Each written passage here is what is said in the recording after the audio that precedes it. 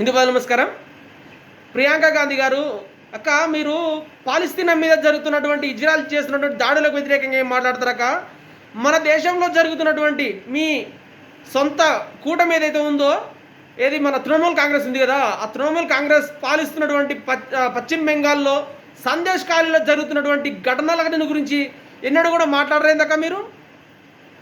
అక్కడెక్కడ పాలస్తీనాలో జరుగుతున్నటువంటి దాడుల్ని ఆపాలనేసి ఖండిస్తున్నాం మేము ఏదో మాట్లాడుతుంటారు.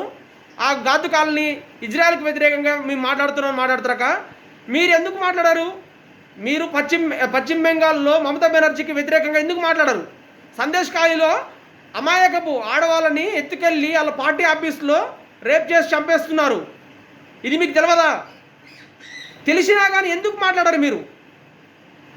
అంటే హిందువులంటే మీకంత చులకననా? అక్కడెక్కడో జరుగుతున్నటువంటి ఘటన గురించి ఎందుకు మీరు మాట్లాడతారు?